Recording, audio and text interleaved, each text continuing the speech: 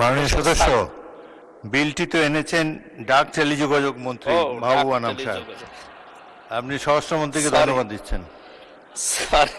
Sorry মাননীয় speaker, দেশের cyber তাহলে আজ 4 মাস হতে চলছে সরকারের বয়স। আজ পর্যন্ত মাননীয় স্বরাষ্ট্রমন্ত্রীকে কোনো বিষয়ে ধন্যবাদ জানাইনি। আজকে আমি মন থেকে ধন্যবাদ জানাচ্ছি এই বিলটি মাননীয় মন্ত্রী নিয়ে আসার কারণে। কারণ এ বিলের উদ্দেশ্য, কারণ এর সাথে নীতিগতভাবে আমি মন্ত্রীর সাথে একমত।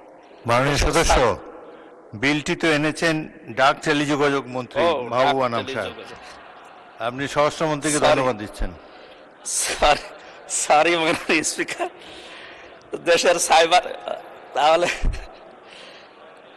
দেশের সাইবার স্পেসকে নিরাপদ ও সুরক্ষিত রাখতে সাইবার সুরক্ষা আইন পাশ করার জন্য মাননীয় মন্ত্রী সংসদে এনেছেন এবং পাশও হয়ে যাবে, কিন্তু এটা জনমত যাচাইয়ের জন্য যেহেতু সময় আছে, এই জন্য দেওয়ার জন্য আহ্বান জানাচ্ছি। রেইনবো অ্যাক্রোপ্লাস্টে অ্যাক্রিলিক এমালশন থাকায় মুছে ফেলা যায় যে কোনো দাগ সহজেই। রেইনবো পেইন্টস, কালার অফ জয়।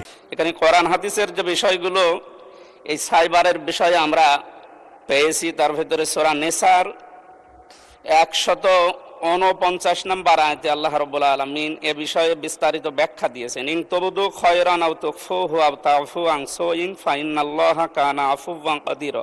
এই আয়াতের ব্যাখ্যায় যেটা বলা আছে, তোমরা যদি সৎ কাজ প্রকাশ করো অথবা গোপন করো অথবা কারো অপরাধ ক্ষমা করো, তবে নিশ্চয় আল্লাহ সর্বশক্তিমান এবং ক্ষমাশীল।